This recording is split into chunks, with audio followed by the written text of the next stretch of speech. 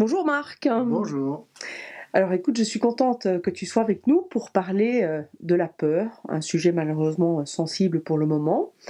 Et tu nous dis évidemment qu'il ne faut pas avoir peur. Alors je pense que tu as raison, mais est-ce que tu peux nous expliquer pourquoi il ne faut pas avoir peur?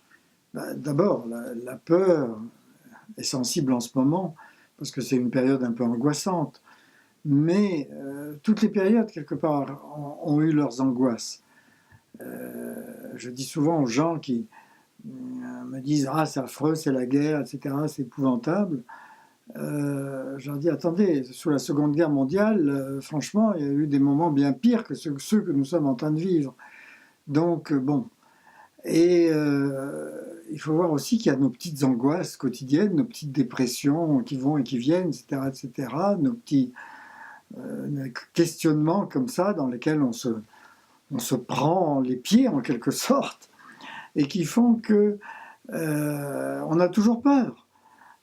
Moi j'aime beaucoup le mot du sorcier Yaki qui a initié Castaneda tout au début et qui disait « La peur est le premier ennemi de l'homme de connaissance ». C'est-à-dire ce qu'il faut apprendre aujourd'hui, c'est à gérer justement nos peurs. Et d'autant plus que l'angoisse généralisée est devenue une sorte de angoisse stéréo, parce que ça vient de toutes parts.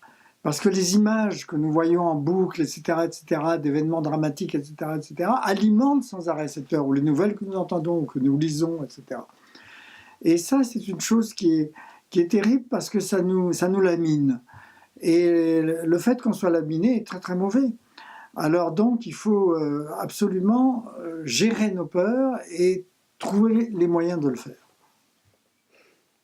D'accord. Et quels sont les moyens? Parce que c'est évidemment plus facile à dire qu'à faire, mais pour ne pas avoir peur. Quels sont les moyens? Il faut en quelque sorte...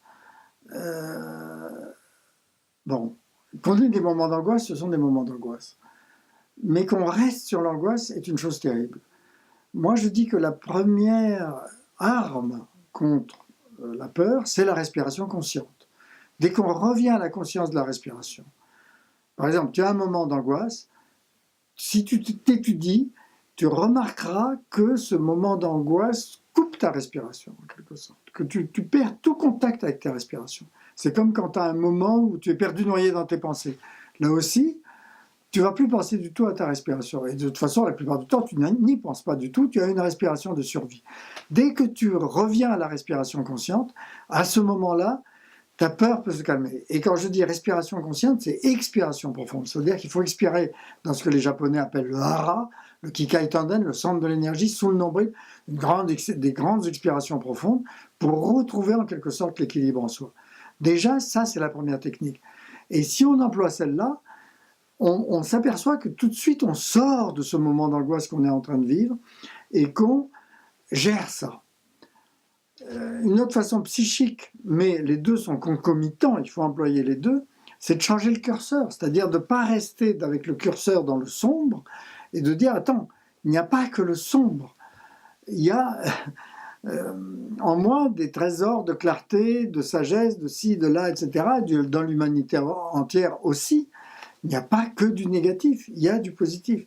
Donc, changeons le curseur en nous, d'abord, à défaut de le changer ailleurs, et redevenons positifs par rapport à tout ça, ce qui n'empêche pas la difficulté des choses qui sont à vivre, mais ce qui permet de les voir sous un autre angle. Le problème, c'est que dans la peur, c'est quand on bascule dans la peur, dans l'angoisse. Par exemple, l'adage populaire français dit que la peur nous fait perdre tous nos moyens. Ben, c'est très vrai. Voilà. Et je vois des gens qui disent « Ah là là, j'ose plus sortir de chez moi, j'ose plus aller au resto ou au ciné, etc. » C'est de la folie. C'est de la folie. Parce que de toute façon, en allant faire leurs courses, ils peuvent se faire écraser par une bagnole, ils peuvent recevoir un pot de fleurs sur la tête, ou une tuile, ou, etc. Peu importe, la mort fait partie de la vie, je veux dire, il ne faut absolument pas rester dans cette angoisse-là. Il faut vivre complètement, et il faut gérer de nouveau, je tiens à le dire, nos peurs. Et ça, il faut le faire physiquement. C'est-à-dire que croire qu'on va pouvoir gérer nos angoisses uniquement par la pensée, par la conscience, par le mental. Non, on va le gérer par le corps et donc par la respiration.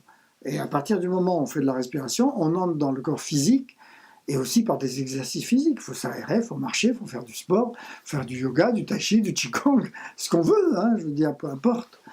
Mais du bodybuilding, du pilates, tout ce qu'on veut. D'accord. De la bicyclette, de la marche à pied.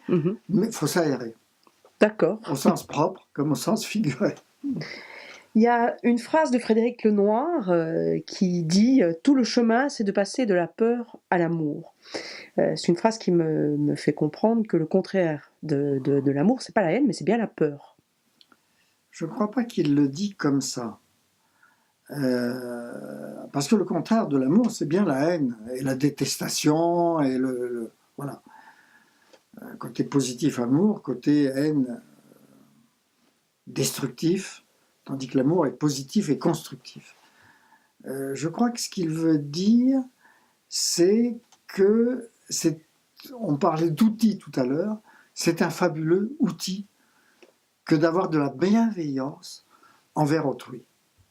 Et que pour vaincre la peur, plutôt que de rester confiné sur soi, aller vers les autres, donc avoir des gestes de bienveillance, je n'ai pas d'autres mots. Le bouddhisme emploie beaucoup le mot compassion, le christianisme et tout ça emploie beaucoup le mot amour.